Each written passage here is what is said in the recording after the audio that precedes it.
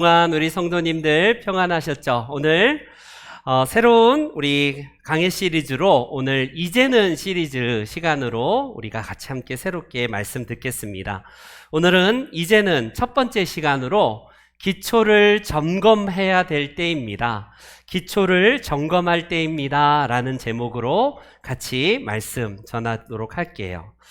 지난 2월에 세계를 놀라게 한 자연재해가 튀르키예와 시리아를 강타했습니다. 대지진으로 그 결과가 어떤지 다시 찾아봤더니 약 6만여 명이 사망을 했다고 해요. 여러분, 얼마나 안타까운 모습입니까? TV에서 우리가 접했겠지만 그 무너진 잔해에서 수없이 많은 사람들이 깔려 죽고 그 생사를 알 수 없는, 그래서 계속 구조를 했지만 겨우 끝내 우리는 구조하지 못하고 죽은 사람들이 무려 6만 명이나 돼요. 그런데 더 많은 14만여 명이 다치거나 부상당해서 지금도 아픔과 후유증과 장애를 입은 사람도 있다고 합니다. 여러분, 이 참사 앞에 인간이 얼마나 무기력한 존재인지를 절감한 그런 자연재해인데, 그런데 한쪽에서 똑같은 강진을 경험한 그 터키 내에 에르진시라는 이 시에서는요, 한 사람의 사망자와 부상자가 발생되지 않았어요. 그곳을 피해간 게 아니라 똑같은 강도로서 그 도시를 지나갔는데, 지진이 지나갔는데 멀쩡하다는 소식이 전해졌습니다.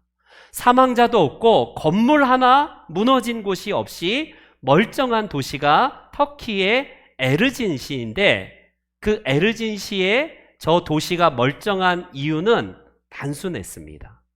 기본과 기초가 아주 튼튼했기 때문에 멀쩡하다는 거예요.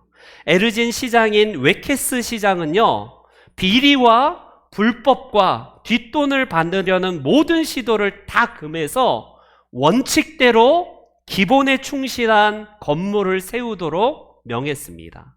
많은 사람들이 야유를 보내고 네가 뭐가 잘났다고 하면서 돈을 갖다 줘도 절대로 받지 않았던 이 시장의 결단에 따라서, 즉 기본에만 충실했어도 그 강진은 피할 수 없었겠지만 저 많은 사상자가 조금은 줄었지 않았겠습니까? 바로 여기서 우리는 기본의 중요성, 기초의 중요성을 다시 한번 깨달을 수 있었던 사건이 저 터키의 튀르키예의 바로 에르진 시에서 일어났던 일에서 우리는 교훈을 얻을 수 있습니다. 오늘 본문은 우리들에게 중요한 두 가지의 그런 사람을 소개하는데, 두 부류의 사람, 바로 인생에 있어서 집을 짓는 두 명의 사람을 소개하고 있습니다. 한 사람은 여러분들이 잘 알듯이 모래 위에다가 집을 지은 사람이 소개되고 있고요, 한 사람은 튼튼한 바위 위에, 반석 위에다가 집을 짓는 사람이 오늘 예수님은 소개를 하고 있습니다.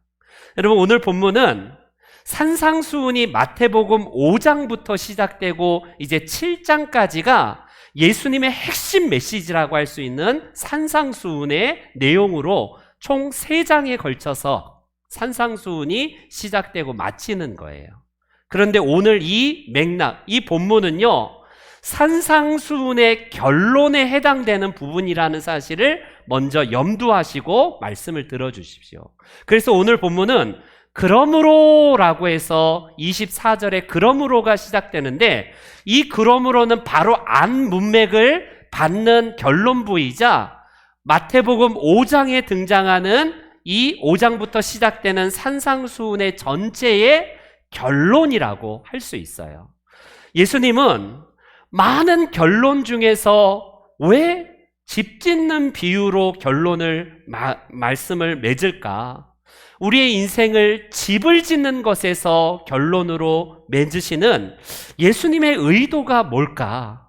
그것은 무엇보다도 말씀을 듣는 것도 듣는 거지만 더 중요한 것은 그 신앙생활에 있어서 기초가 얼마나 중요한지를 다시 한번 강조하고자 하는 예수님의 의도가 아니겠습니까? 여러분, 기초가 중요하다는 사실을 모르는 사람은 아무도 없을 거예요. 가끔씩 저도 탁구를 치긴 하지만 저는 그냥 소위 말하는 시체말로 뽀록뽀록구 이제 탁구예요. 그냥 오면 그냥 때리기 바쁘고 그냥 배운 바가 없으니까 제가 치던 방식으로 쳐요. 근데 탁구장에 가면 여러분 아시잖아요. 기본기를 막 3달 동안 쓸데없이 저런 거를 왜 저렇게 할까 싶어요. 그런데 코치가 계속해서 기본을 가르칩니다. 자세를 교정해주고 가르쳐요.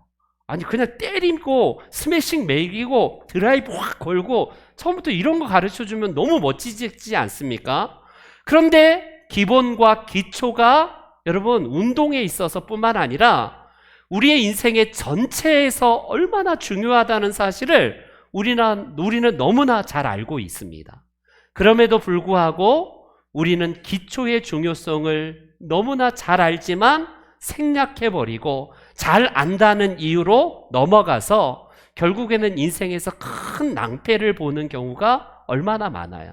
그러니까 탁구 못 치는 정도, 그 정도에서 끝나는 게 아니라 신앙생활에 있어서도 이 기본을 갖추지 못한 채 신앙생활 한다면 평생 예수 믿어도 종교인으로 무리로 남다가 끝나는 인생, 얼마나 안타까웁니까?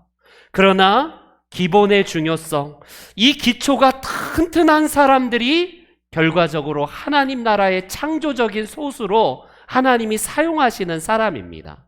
오늘 본문을 우리가 통해서 집 짓는 이 두 사람의 비유가 도대체 어떤 의미인지를 먼저 차이점과 그리고 이 공통점을 함께 살펴보면서 함께 말씀을 나누길 원해요. 먼저 오늘 이 두 사람이 지은 집을 볼 때에 뭐가 공통점이냐면 인생은 누구나 다 집을 짓는다는 공통점을 가지고 있습니다. 여러분, 오늘 본문에서 집을 안 지은 사람은 없어요. 그게 모래 위가 됐던 반석이가 됐던 누구나 다 집을 짓고 있다는 사실은 다 공통점입니다. 여러분, 집은 필수품일 거예요. 여러분들이 사는 그 집을 얻기 위해서 아마 평생 일하면서 대출 갚아가면서 아파트 한 채 마련하면서 내 몸 누일 그 공간을 우리가 마련하기 위한 것은 여러분 필수적이지 않나요? 그렇게 열심히 땀 흘려 번 돈을 집 한 채 마련하기 위해서 우리가 사는 것, 그건 필수적인 요소이기 때문에 인생에 있어서 의식주, 가장 기본적인 필수적인 요소이기 때문에 집을 짓고 집을 얻는 것은요, 너무나 당연하고 너무나 소중한 일입니다. 그렇기 때문에 우리의 인생에서 누구나 다 집을 짓고 있는 중이에요. 여러분들이 집을 누구나 다 필요 없다라가 아니라 인생에 태어난 모든 인생들은요, 다 지금 집을 지어가고 있는 중이라는 사실은 동일합니다. 이것을 신앙적으로 함께 한번 적용해 보면 여러분들도 인생에 지금 집을 짓듯이 신앙의 집을 짓고 있어요. 나름대로 그럴듯한 집을 짓기 위한 여러분 그런 어떤 마음과 그런 생각들을 가지고 계실 겁니다. 여러분, 예수 믿는 사람도 집을 짓지만 이 땅에 있는 모든 사람들은 각자 자기만의 집을 다 짓고 있는 중입니다. 그래서 이 집이 지어지면 내가 그곳에서 안락하고 편안한 보금자리에서 가족 식구들과 이제는 행복하게 살 거야 라는 기대하에 우리는 누구나 다 집을 짓지 않습니까? 그런데 공통점인 이 집을 짓는 과정에서 어떤 이는요, 나는 예수 외에, 나는 예수 없이도 얼마든지 살아갈 수 있어 라고 하지만 그것도 또 하나의 자기만의 집을 짓고 있는 거예요.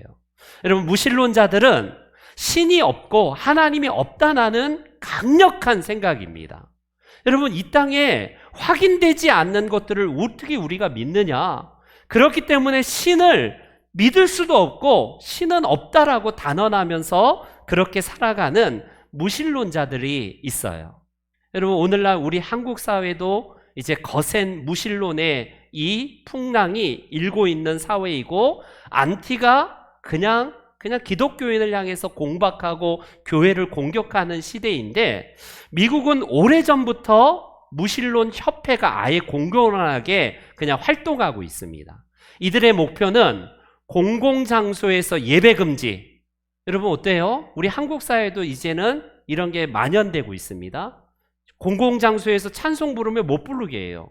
세상에 가요 부르면요 그냥 아무렇지도 않은데, 찬송 부르면 종교행위 한다라고 해서 못 부르게 하는 게 오늘날 우리 한국 사회 아닙니까? 그만큼 한국도 무신론이나 안티가 그만큼 이렇게 활동하고 있다는 반증인데, 미국에서 오래전에 그 매들린 머리라는 무신론 협회장을 지낸 한 여인이 있습니다. 교수 출신이고 철학가로서 무신론을 앞세워서 그녀가 벌였던 운동이 뭐냐면, 왜 애들에게 종교를 강요하냐? 미국은요, 뭐 불교 뭐 선택하는 게 아니라 무조건 기독교 아니겠어요? 왜 교회가 아닌 공립학교에서 아이들에게 예배를 드리게 하고 왜 기도하게 하느냐? 이거 철폐해야 된다라고 해서 시카고 법원에다가 그녀가 여러분 판결을 위해서 이제 냅니다. 그녀는요, 법정으로 끌고 가서 이 문제에 이길 수 있을까? 오랜 세월 동안 기독교 국가로 그 학교에서 기도를 할 수 있는 게 너무나 당연하고 자연스러웠던 건데, 그녀가 처음으로 시카고 법원에 이 법안을 딱 냈을 때에 그녀는 패소할 줄 알았는데, 법정에서 판사가 결국 땅땅 두드리면서 그녀의 손을 들어줍니다. 여러분, 그런데 그녀의 반응을 보세요. 자기는 질 줄 알았는데 승소하니까 그만 너무 기쁜 나머지 뭐라고 소리 질렀는지 알아요? 자기도 모르게 무의식 중에 오 마이 갓, 땡큐 갓 하면서요, 하나님 감사합니다 하면서 자기 입에서 하나님을 찾더래요. 이게 대서특필이 되면서 결국 무신론자의 축하가 하나님께 영광을 돌렸다라는 그런 타이틀로 신문에 났습니다. 여러분, 그거예요. 무신론자들도 고난의 밤에는 신을 찾는다라는 이야기가 있습니다. 여러분, 누구나 다 인생의 집을 지어가는 것은 공통점이에요. 나름대로 인생에서 태어났을 때의 목표점을 삼아서 집을 짓는데, 무신론자들도요, 가만히 생각해 보면 신이 없다라고 그것을 파기 위해서 노력하니까 더 성경을 많이 봅니다. 성경의 허구점을 찾아내야 되기 때문에 성경을 더 많이 봐야 되고 신을 더 많이 생각해야 돼요. 그래야지만이 신이 없다라는 것을 발견하기 위한 그들의 노력 아닙니까? 역설적으로 여러분, 사람들의 내면은 공통점이 뭐냐면 집을 지어요. 자기만의 집을 짓지만 결과적으로 그 집이 하나님 앞에서 무신론자들도 신앙적인 그런 종교적인 그런 마음들을 가지고 있다라는 사실입니다. 오늘 이 둘의 공통점, 반석 위에 지은 집과 모래 위에 지은 집의 여러분 공통점 중에 마지막 공통점은 무엇일까요? 집을 짓다가 만 게 아니라 끝끝내 완성했다는 공통점을 가지고 있습니다. 오늘 본문은 무엇보다도 예수님의 말씀을 듣기 위해서 나온 사람들을 대상으로 한 말씀이에요. 여러분, 그렇기 때문에 이 마지막 결론 부분에 해당되는 이 말씀 속에서 그들은 최소한 집이 완공되었다는 것에서는 공통점이에요. 어떻게 이렇게 똑같이 집이 완공되었을까? 아마 설계도가 같았을지도 모르겠습니다. 집의 외형과 집의 모양과 디자인과 크기가 외형적으로는 비슷해 보여요. 그런데 한 사람은 빨리 짓고 한 사람은 조금 더디게 짓는 그 차이일 뿐이지, 똑같이 집을 완공한 것에는 차이점이 없습니다. 여러분, 교회 안에서 우리는 누구나 다 집을 짓고 신앙적인 모습에서는 동일합니다. 예수님은 이 말씀에서 집을 지었다면 그것으로 끝나면 되지 않는가라고 생각할 텐데, 예수님은 한 사람은 지혜롭다라고 결론을 맺고 있고 한 사람은 어리석다라고 말씀한 이유가 뭘까요? 여러분, 공통점인 집이 지어진 거에서는 똑같아요. 교회에 오면 초신자나 무리들이나 진짜로 예수님을 따르는 제자들이나 외형적으로 큰 차이가 없어 보입니다. 여러분, 처음에는 그렇게 어색했던 찬송을 부르는 게 남의 눈치를 보면서 그냥 한마디 떠듬으면서 불렀던 찬송이 시간이 지나가면서 새가족들도 오랜 세월 동안 신앙생활하면 이제는 안 보고도 부를 수 있을 정도의 찬송 실력을 갖습니다. 처음에는 남사스럽고 부끄러워서 주여라는 말이 입 밖에도 꺼내지도 못하고 아멘 하는 이 말조차도 너무 어색하고 너무 부끄러웠는데 어느 순간에는 내가 자연스럽게 아멘도 하고 내가 하나님을 찾는 주여라는 고백도 하게 됩니다. 여러분, 이쯤 되면 누구나 다 사람들은 뭐라고 얘기하나요? 아, 저분 이제 완전한 신앙생활을 하는 신자가 되었어. 이제는 저 사람은 완전한 집사님이 됐고 장로님이 됐고 목사님이 됐어. 우리는 그렇게 얘기할 겁니다. 그런데 예수님은 집을 진 것이 문제가 아니에요. 집을 완공해서 외형적으로 갖추었다는 것, 그게 여러분 본질이 아니라는 사실입니다. 오늘 본문에서 예수님은 피상적인 이 모습을 말씀하시는 게 아니라 오늘 본문에서 이 말씀을 전에 바로 앞 문맥에서 21절 말씀에 이런 말씀을 하신 적이 있어요. 21절 말씀 한번 보겠습니다. 한번 PPT 띄워주시고 21절 말씀 다 같이 시작. 주여 주여 하는 자마다 다 천국에 들어갈 것이 아니요 다만 하늘에 계신 내 아버지의 뜻대로 행하는 자라야 들어가리라. 여러분, 이 본문의 바로 앞단락에서 있었던 말씀 중에 하나인데 나더러 주여 주여 하는 사람이라고 해서 다 천국 가는 건 아니야, 이렇게 주님이 말씀하십니다. 똑같이 예배를 드립니다. 똑같이 말씀을 들어요. 찬송도 그럴듯하게 부르고 주여라고 주님을 찾으면서 예배합니다. 어느 정도의 시간이 흘러서 내 신앙 고백으로 하나님을 찾아요. 그래서 나는 이제는 완전한 신자이고 나는 천국의 백성이야 라고 생각한 나에게 주님의 심각한 경고를 보세요. 그 다음 22절은 더 우리를 충격적인 말씀을 하고 계셔요. 예수님이 같이요 시작. 주여 주여 우리가 주의 이름으로 선지자 노릇하며 주의 이름으로 귀신을 쫓아내며 주의 이름으로 많은 권능을 행하지 아니하였나이까. 여러분, 바로 그거예요. 예수님이 이 말씀의 대상은 예수님의 말씀을 듣지 않는 이방 사람들이나 세상 사람들이 아닙니다. 예수님의 말씀을 듣기 위해 나온 무리들과 제자들에게 이 말씀을 하셨다는데 문제가 있는 거예요. 여러분, 주님의 이름으로 우리는 어느 순간에 정말 기도를 진짜 잘합니다. 미사여구를 써가면서 언제 하나님 앞에 강조점과 액센트를 넣어가면서 기도해야 될지 우리는 완벽하게 숙지하고 있어요. 찬송도 어떻게 불러야지 되는지 우리는 주님의 이름으로 찬송도 부르고요, 나름대로 외형적인 모습은 갖췄는지도 모르겠습니다. 심지어 선지자 노릇한대요. 그리고 귀신을 쫓아내고 많은 권능을 나타내면서 여러분 방언도 하고 진짜 넘사벽의 신앙생활을 하는 그런 사람으로 우리가 부름받을 수도 있습니다. 그런데 예수님은요, 더 충격적인 마지막 23절에서 이런 말씀을 하세요. 23절 말씀 시작. 말하되 내가 너희를 도무지 알지 못하니 불법을 행하는 자들아 내게서 떠나가라. 여러분, 이게 주님이 우리들에게 말씀하신 내용이에요. 어떻게 된 게, 아니 나는 말씀을 안 들은 것도 아니고 말씀을 듣기 위해서 이 아침에 예배당에 나왔어요.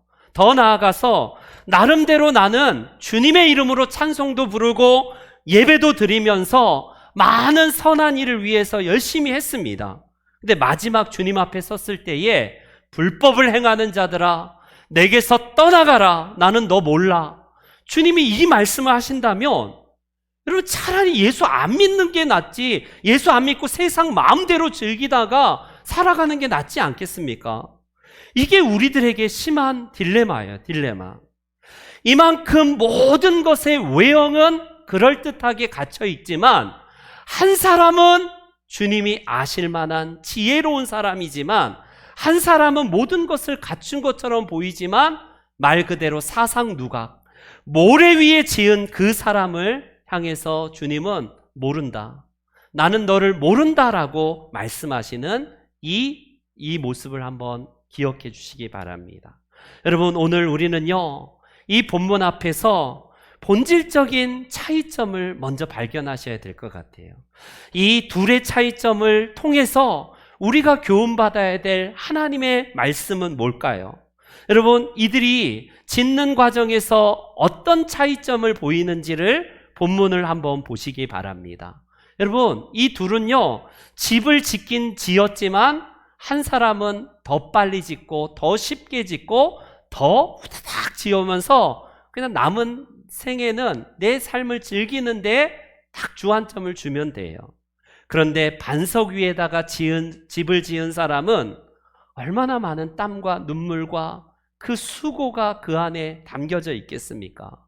오히려 여러분, 이 집을 너무나 더디게 짓고 너무 애써 짓는 그 사람을 보면서 집을 후다닥 지은 그 사람이 볼 때에는 어떤 생각이 들겠어요?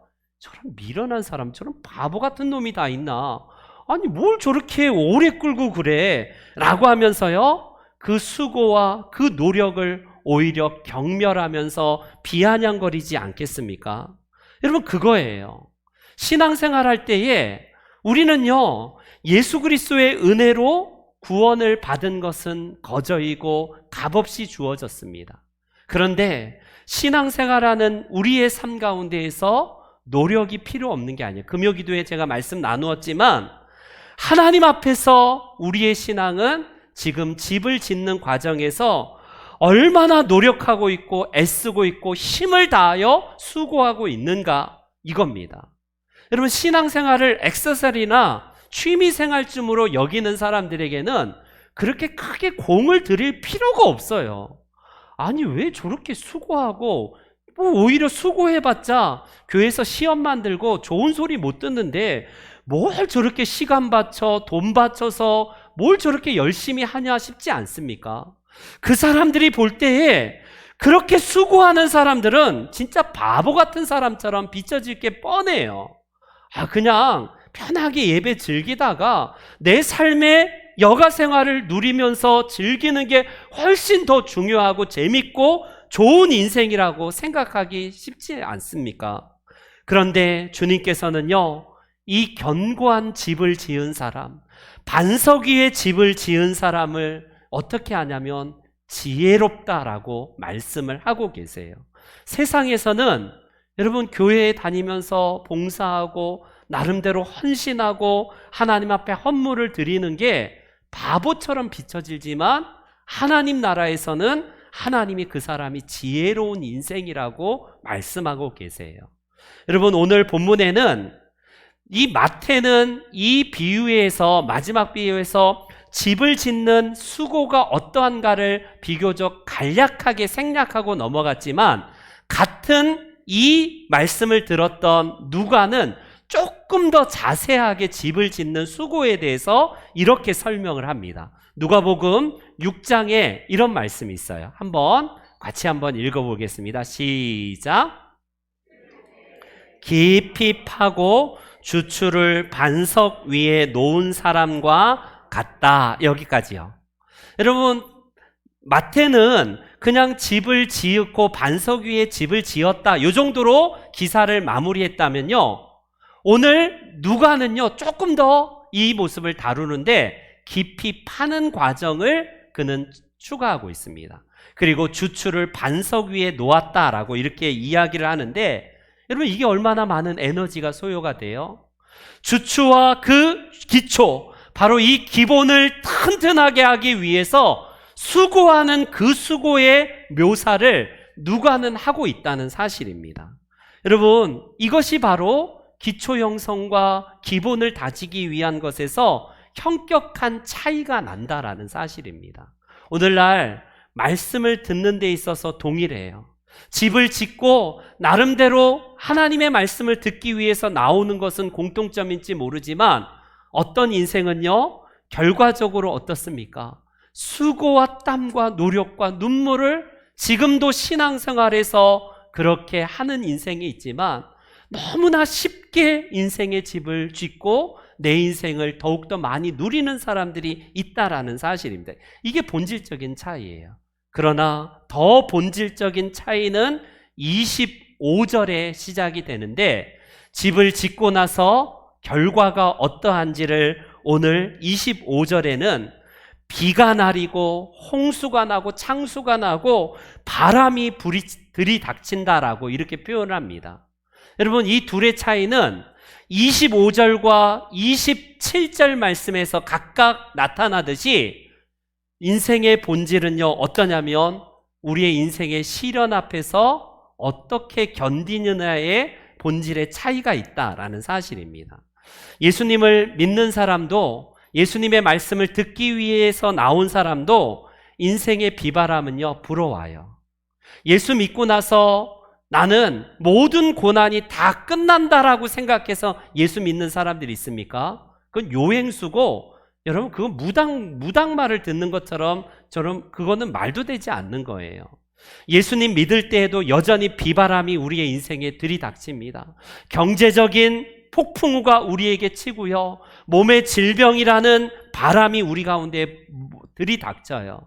그런데 이 테스트, 하나님께서 신앙의 테스트를 할 때에 어떤 이는요, 본질적인 인생의 비바람 앞에서 맥없이 무너지는 사람이 있어요. 그런데 비바람 속에서도 견고한 신앙생활을 감당하면서 변치 않는 모습으로 하나님 앞에 서 있는 사람이 있습니다. 여러분, 욥은요, 뭐라고 고백합니까? 나를 연단하신 후에 내가 정금과 같이 나옵니다라고 그가 고백을 한 것처럼, 비바람 앞에서 인생의 무수한 풍랑과 창수가 일 때에 여러분들의 반응이 어떤지를 한번 보세요.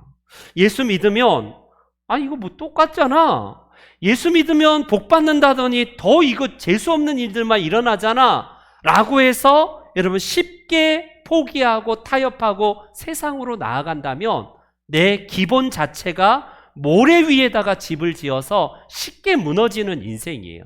기본 자체가 아예 전무하기 때문에 인생의 풍랑 앞에 쉽게 넘어집니다.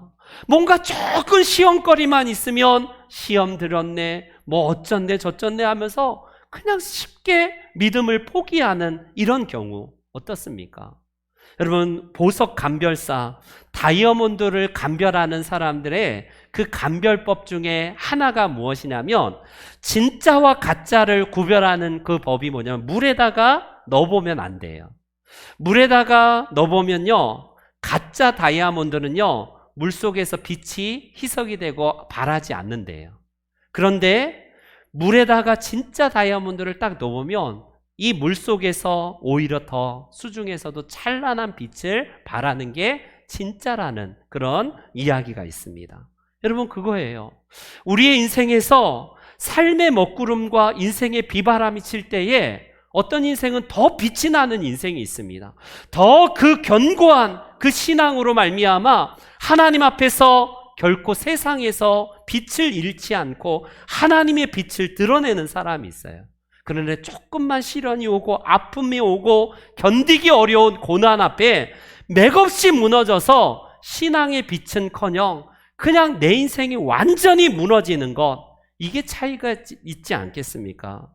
우리 역사적으로 일본에서 만들어진 건축물 중에 하나가 있는데, 미국의 건축가인 프랭크 로이드 라이트라는 이 건축가가 지은 건물이 있습니다. 저 건물인데요, 임피리얼 호텔, 바로 제국 호텔이라는 호텔인데, 저 호텔을 질 때 저 프랭크가요, 엄청나게 많은 비난을 받았습니다. 아니, 왜 저 쓸데없는 돈을 저기다가 계속해서 하고, 무려 남들은요, 건물 하나 짓는데 1년도 안 걸리고 뚝딱뚝딱 짓고, 그냥 외형적으로 진짜 그럴듯한 모습으로 딱 짓는데, 저분이 저 동경에다가 저 호텔을 질 때에 무려 2년 동안을 기초 작업을 합니다. 기초 작업에만 2년을 계속 기초 작업을 했다고 해요. 저 사람 지금 맛간 사람 아니야? 도대체 언제 저 건물을 지어서 호텔을 지금 빨리 열려고 하는 거야? 라고 하면서 돈을 왜 저 또 쓸데없는 데다가 저렇게 짓지 하면서 계속해서 사람들이 비난을 했는데, 원칙이에요. 자기는 언젠간 이 지진이 날지도 모르는 일본 땅에서 튼튼하게 집을 짓는 그 계획. 그런데 아니나 다를까 약 50년 후에 여러분, 일본의 동경 대지진이 발생했을 때에 모든 건물이 왁 다 무너집니다. 그 다음 PPT 넘겨주시면 나와요. 그래서 저 건물 외에 그 주변에 있는 모든 건물들이 다 무너져 버립니다. 처음에는 저 건물을 지었던 저 프랭크를 향해서 사람들이 비난했는데, 그 이후로 저 동경 대지진 이후로 저 사람이 신하처럼 여겨집니다. 아, 건물은 저렇게 지어야 되는구나. 우리가 저 프랭크를 욕했던 그 모든 것들을 철회하고 그 다음부터 프랭크가 지었던 공법에 따라서 튼튼한 기초와 내진의 설계에 따라서 집을 짓기 시작합니다. 결국 지금 그 건물은요, 1950년대 건물의 모습인데요. 한번 그 다음 넘겨주시면, 저게 최신식 건물에 지금까지도 옛날 100년이 넘은 건물로서 지금도 남아있고요. 현재는요, 그 근처에다가 최신식 임피리얼 호텔이 지금 세워져 있다라고 합니다. 여러분, 바로 그거예요.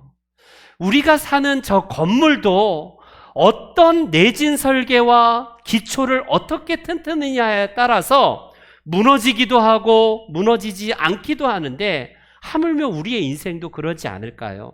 여러분, 우리 인생에서 시련이 다가올 때에 가장 중요한 것은 무엇이냐면 기초예요, 기초. 예수 그리스도라는 이 기초 위에서 분명한 것은 무엇이냐면, 여러분 24절을 다시 한번 올라가서 우리가 두 가지 중요한 동사를 꼭 기억하시기 바랍니다. 다시 제가 읽어드릴게요. 그러므로 누구든지 나의 이 말을 어떻게 한다고요? 듣고. 여러분, 누구나 다 듣는 것이 중요해요. 특별히 우리가 잘 아는 마태복음 5장 말씀에 이 본문에 듣는 대상이 누구인지를 마태복음 산상수훈에서 이렇게 이 얘기를 하는데, 마태복음 5장의 1절 말씀에 이런 말씀이 있습니다. 예수께서 다 같이 읽습니다. 시작. 무리를 보시고 산에 올라가 앉으시니 제자들이 나아온지라 입을 열어 가르쳐 이르시되. 여러분, 예수님이 말씀을 하실 때 누가 이제 들으러 나오냐면 무리들이 나왔대요. 무리들. 우리는 최소한 듣지 않는 게 아니라 이 아침에 동일하게 귀로 듣습니다. 들어요. 듣는 것의 중요함을 성경은 로마서에서 이렇게 말하지 않습니까? 믿음은 어디에서 나냐면 들음에서 시작된다라고 해요. 들어서 그렇구나라고 깨달아지고 믿음이 생겨요. 믿음에서 들음은 진짜 중요한 요소입니다. 예수님의 말씀을 그날 아침에 이 산상에서 들었던 무리들을 기억해 보시기 바랍니다. 그리고 이 말씀을 마친 다음에 무리들은 다 놀랐대요. 감동했답니다. 여러분, 똑같아요. 이 아침에 우리는 하나님의 메시지를 듣기는 듣습니다. 듣는 데 있어서 거기서 멈추는 것이 여러분 어떤 의미가 있나요? 예수님은 듣는 것으로 끝나는 게 아니라 방점이 이거예요. 듣고 그 다음에 뭐라고 하냐면 행하는 자는 행함이 필요하다라고 말씀합니다. 여러분, 듣는 것에서 끝난다면요, 무리예요, 무리. 무리들은요, 예수님의 말씀을 듣습니다. 듣기 위해서 와요. 그런데 누가 행하는 자이냐면 제자들이 나아온지라. 여러분, 예수님이 전하시는 그 사역의 현장 속에서는 항상 무리들이 있고 소수의 창조적인 제자들이 있었다는 사실을 기억하십시오. 무리들은 듣는 것에서 만족합니다. 최소한 나는 예수님의 말씀을 듣긴 들었어. 최소한 나는 예배에 참석했고 나는 이 예배에서 목사님의 설교를 들었어. 그러면 그게 뭐라고요? 그게 어떻다고요? 여러분, 문제는 바로 여기서 시작되는 거예요. 외형적으로 집을 짓고 완성을 했고 나름대로 나는 찬송도 부르고 설교도 듣습니다. 그러나 진정하게 중요한 우리들에게 본질적인 것은 무엇이냐면 듣고 이 말을 듣고 행함이 필요하다라고 성경은 말씀하고 계세요. 이 사람이야말로 진정으로 반석 위에 집을 지은 진짜 지혜로운 사람이다 라는 사실입니다. 여기서 우리는 중요한 질문을 던져야 돼요. 나는 듣는 것에서 만족합니까? 아니면 듣는 것조차도 내 삶에서 멀어지고 있어요? 여러분, 그거는 구도자를 넘어서 그냥 취미생활 하는 사람이에요. 예수님의 그 말씀, 하나님의 진리의 말씀이 내 마음에 왕노릇하지 아니하면 세상의 잡다한 것들로 내 마음이 사로잡기 때문에 이건 그냥 하나의 취미생활입니다. 그냥 말씀을 들으니까 참 좋대. 기왕 말씀을 들고 나서 골프 치니까 홀인원도 잘 되고 사업도 잘 되더라. 이런 생각이면요, 하나의 옵션입니다. 옵션이에요. 이거는요, 듣는 데에는요 문제는 없을지 모르지만 진짜 예수님이 말씀하신 의도는 뭐냐면 듣고 이 말씀을 행하여야 된다라고 말씀을 하고 계세요. 이렇기 때문에 여러분, 우리들에게 있어서 내 삶이 어떤 삶인지 한번 점검해 보십시오. 나는 듣는데 이 말씀을 듣고 나서 바로 이 교회 문을 나가자마자 바로 그냥 딜리트, 바로 리셋되고 세상의 사람과 똑같이 그냥 말씀에 적용도 없고 이 말씀에 어찌할 거라는 탄식도 없고 적용하려고 하는 부단한 몸부림도 없다. 여러분, 그게 무슨 의미가 있겠어요? 그냥 하나의 예배의 구경꾼으로, 나는 하나의 종교인으로 무리로서 듣는 데 만족하는 거예요. 여러분, 이렇게 한다면 우리의 삶 가운데 내가 듣지 않았습니까? 언젠가 내가 깨닫고 순종할 때가 있겠죠. 맞죠? 맞습니다. 그러나 이 말씀을 수없이 많이 들었을 때에 여러분들의 직장에 나아가서 여러분 부딪힘이 있어요. 가정생활에서 내가 하나님이 원하시는 뜻이 이건데 하나님의 말씀대로 살아야 되는데 라는 부딪힘이 여러분 직장과 가정생활 속에서 내 삶 속에서 있습니까? 그러면 결단하는 거예요. 그러면 힘들어도 순종하는 겁니다. 그럴 때에 하나님께서 원하시는 무리가 아니라 제자로서 주님 앞에 나올 수 있다는 겁니다. 말씀의 결론을 맺을게요. 여러분, 내 인생의 중요한 것은 무엇이냐면 말씀을 듣는 것 너무나 중요하죠. 많이 들으셔야 됩니다.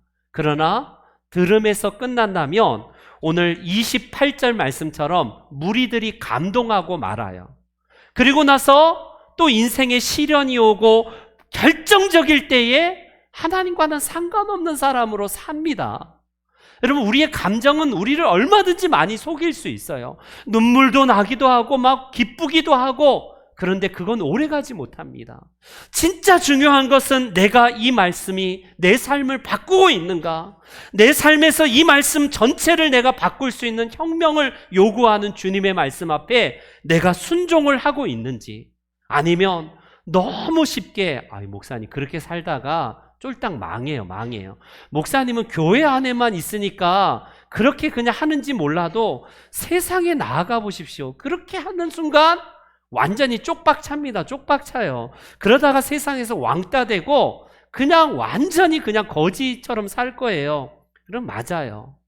우리 인생은요, 어찌 보면요, 하나님의 말씀의 결단에 따라서 내 삶을 바꿀 혁명을 요구할지도 모르겠습니다. 그렇기 때문에 우리에게 있어서 여러분 오늘 결단하십시오. 이제는 우리가 정말 기초를 다시 한번 점검을 하셔야 돼요.